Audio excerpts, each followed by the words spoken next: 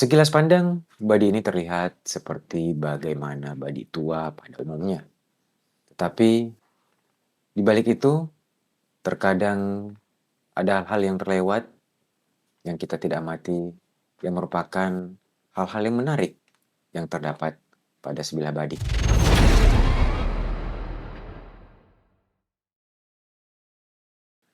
Assalamualaikum warahmatullahi wabarakatuh. Salam sejahtera untuk kita semua.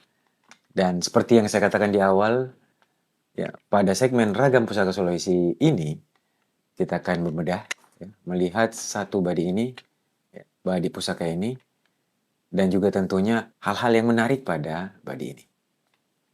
Nah, sebelum kita detail ke sana, pertama-tama kita lihat dulu tampilan seperti ini ya, tampilan utuh seperti ininya. Oke, seperti ini dia. Kemudian kita perlihatkan bilahnya. Seperti ini dia bentuk-bentuknya. Oke ya.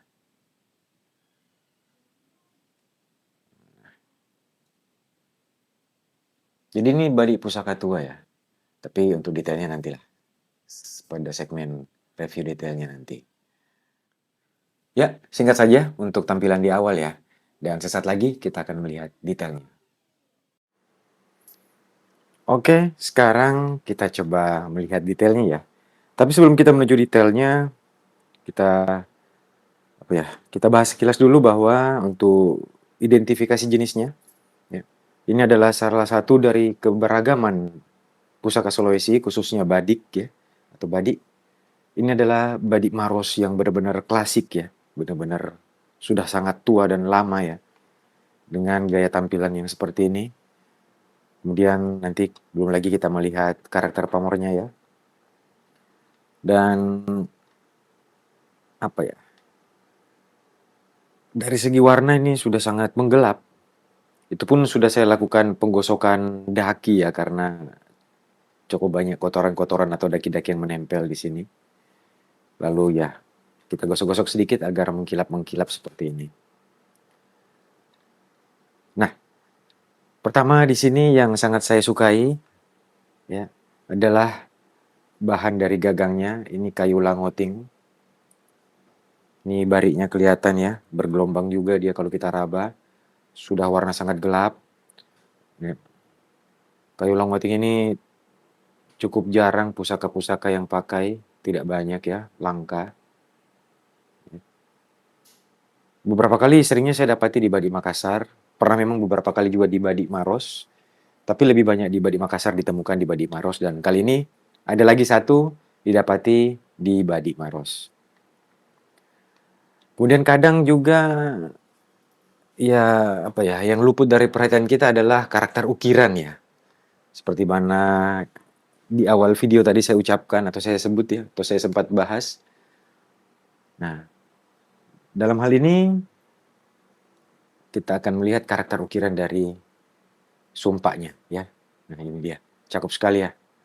Nah, karakter ukiran seperti ini beda dengan yang pada umumnya ya. Dia terlihat timbul ya, karena ada bidang yang timbul karena di bidang lainnya itu digetok, ditumbuk sehingga dia lebih masuk ke dalam. Sementara ini dia konsepnya tidak seperti itu. Nah, ini dia detailnya. Ya.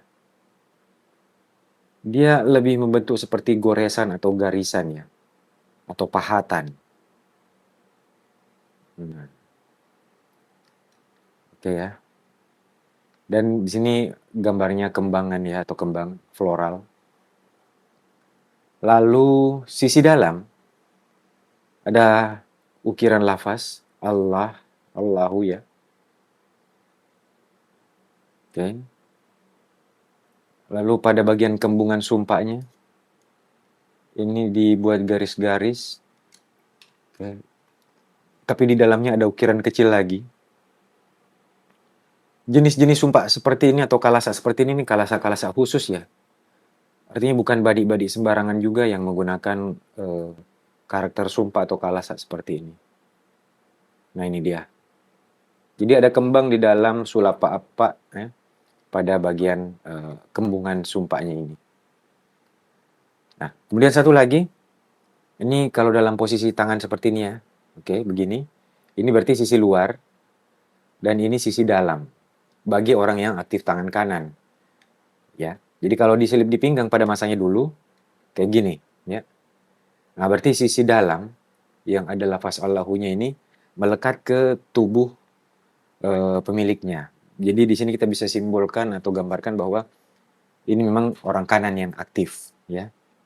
Dan mungkin salah satu tujuannya, ya, tapi ini mungkin ya kita berkata mungkin dengan adanya lafaz Allahu kemudian eee, apa ya, dibuat atau diposisikan pada bagian dalam, ya mungkin filosofinya menggambarkan atau mengharapkan adanya kedekatan dengan Sang Pencipta mungkin.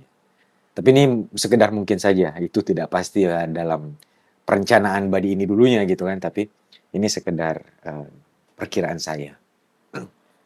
Oke, mungkin sudah terlalu panjang ya tampilan luarnya kita bahas. Ya, kita langsung lihat bilahnya. Ya. Nah, untuk pakem bentuknya seperti mirip-mirip laca ugi pada umumnya ya. Tapi memang Maros pun menghasilkan bentuk-bentuk, dengan seperti ini. Karena yang jelas ini bukan bentukan badi gecong, bukan bentukan badi raja pula. Ya, oke. Panjang bilah sekitar 21-22 senti. Nah, kita ke pamor sisi kanan.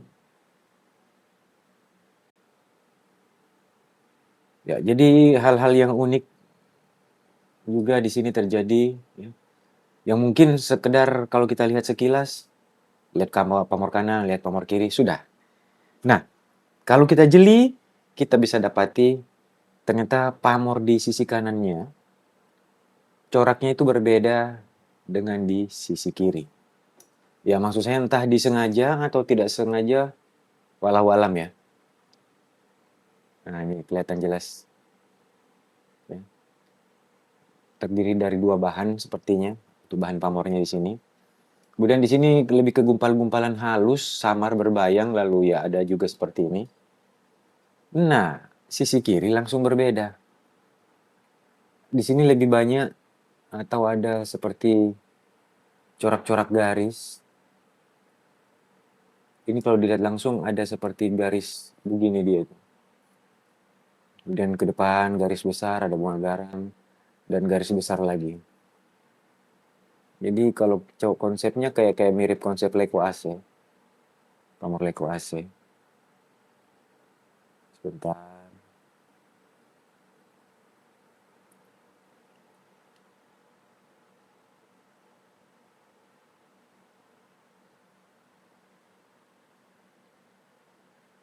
Nah, ini dia. Oke ya.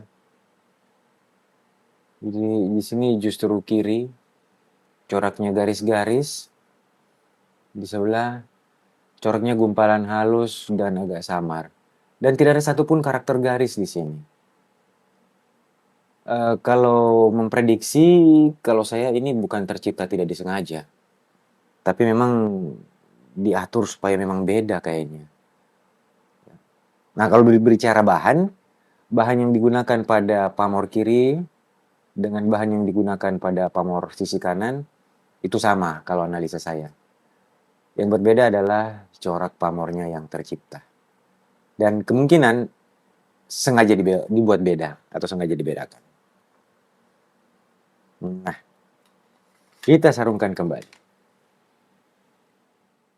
Ya, demikian perjumpaan kita kali ini dan semoga dalam video ini kita bisa melihat banyak lagi ya dari sisi-sisi yang lain terhadap keberagaman dari pusaka-pusaka Sulawesi dan tentunya hal-hal yang menarik yang mungkin saja selama ini luput dari perhatian kita. Saya Hayes pendur diri, terima kasih dan salam pusaka.